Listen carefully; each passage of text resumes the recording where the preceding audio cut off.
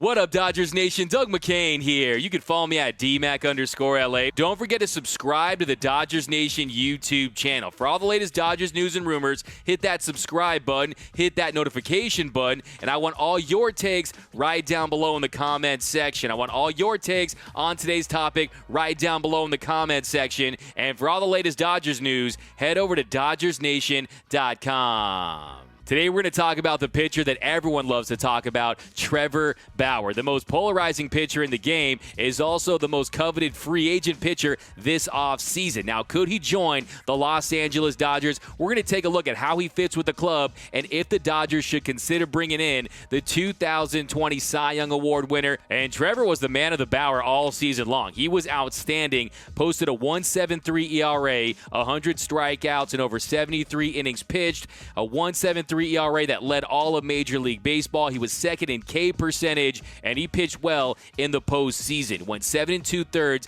allowing just 2 hits against the Atlanta Braves. Struck out 12 in that game. Opponents hit just 159 against Trevor Bauer this year. That was best in Major League Baseball. Yes, Jacob deGrom had another sensational season, had a better xFIP, DRA. Some of the advanced peripherals favored Jacob deGrom, but Trevor Bauer deserved to win the Cy Young this year, and he was lights out all season long. He more than deserved to win that Cy Young Award, and I love the suit he wore to accept the award. You see Trevor Bauer's suit, a little 3-piece suit action, some retro vibes there. To me, it reminded me of the suit from Napoleon Dynamite.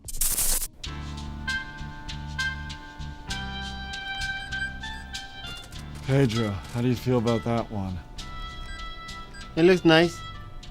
Yeah, it looks pretty sweet. It looks awesome. It's incredible. Now, I think the first big question when it comes to adding Trevor Bauer to the Dodgers is how does he fit with this organization from a cultural standpoint? Because this is a very strong organization when it comes to leadership. That clubhouse is filled with veteran leadership from Justin Turner to Clayton Kershaw to now Mookie Betts, Dave Roberts coming off a World Series championship. This team plays a certain way. You don't see very much drama. They don't make very many headlines outside of the lines. And I think that Trevor Bauer, with his social media presence, in my opinion, it's only good for the game. He has a big-time following on social media, a YouTube channel. He's one of the most talked-about players in Major League Baseball. Do the Dodgers want to bring that in? Because, look, the reality with Trevor Bauer is that, yes, he is going to make the occasional headline with things that he tweets, with things that he says on his YouTube channel. To me, I'm here for it. I love when he went on the attack on the Houston Astros. I loved how he wanted all the smoke with the Houston Astros, and I think Dodger fans will love that. I think they'll embrace that. And look, Dodger fans have had players with eccentric personalities in the past. Manny Ramirez, who could forget Manny Wood? Then you got Yasiel Puig, the wild horse. Look at last year with Joe Kelly. The Dodgers like them some eccentric players at times, and I think Dodger fans will embrace Trevor Bauer if he signs with this club. Now, I also like the narrative there. He's from Valencia, California, went to UCLA, won the Golden Spikes Award at UCLA in 2011, and he's from Valencia, home of Magic Mountain. Well, if they sign Trevor Bauer, this Dodger team will become Goliath, and I think that they're already going to go into next season as the odds-on favorite to win the World Series, but you add Trevor Bauer to an already stacked roster, this team could easily go back-to-back, and Trevor Bauer said that his ultimate goal is to win multiple Cy Young Awards. Well, you won your first one this year, and then to win the World Series. Well, if you want to win the World Series, why not join the team that just won one and is in position to win again this year? And it also helps that he grew up a Dodger fan and that he told a fan on his YouTube show back in March that one day he looks forward to joining the Dodgers. If you were here at the Dodgers, we'd be champions. My dad believes that 100%. Yes. You guys out in LA right now? Yeah, we're from LA. My dad's mentality is that if you would have gotten traded to the Dodgers, you would have walked in that day and you would have ran shit. You would have. Yeah, my dad pitches with balls. That's Trevor Bauer. Yeah. I look forward to playing for the Dodgers one day. I grew up out in Valencia, so love to come home. My nephews.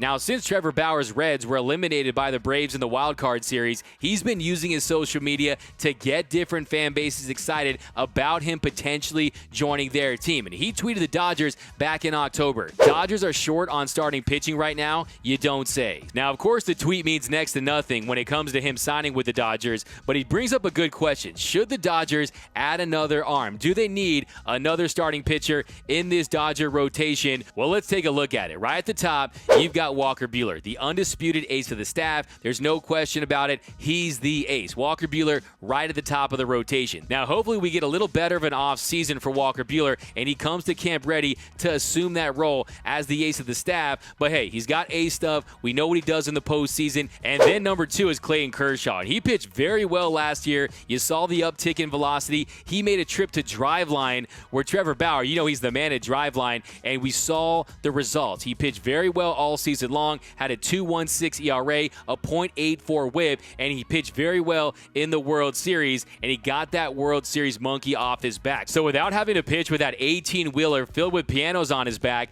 I think Clayton Kershaw is going to pitch very well next year. I think he's determined to prove that he still has some elite seasons left in him. So you got Walker at number 1, Kershaw number 2, and then when it comes to that number 3 spot in the rotation, they want David Price to assume that role. Now, David Price, he just turned 35 years old back in August. He's dealt with some injury concerns, wasn't pitching his best when they made the trade. It was more of a salary dump by the Boston Red Sox to trade him to the Los Angeles Dodgers. And the other question I have is, how will the coronavirus be handled when the next season starts? Will he potentially opt out for another season? That's something that they have to consider. And then after that, you have 2 spots for Tony Gonsolin, Dustin May, and Julio Urias. Now, when it comes to Dustin May, I think he's locked into one of those spots. And then Julio Urias, you saw how he pitched in the postseason. Now, the question there is he better suited for a 3-inning extended relief, lights-out role in the bullpen, a la a Josh Hader? Maybe the Dodgers make Julio Urias something like a Josh Hader, where you throw him out there as a weapon out of the pen, then get you multiple innings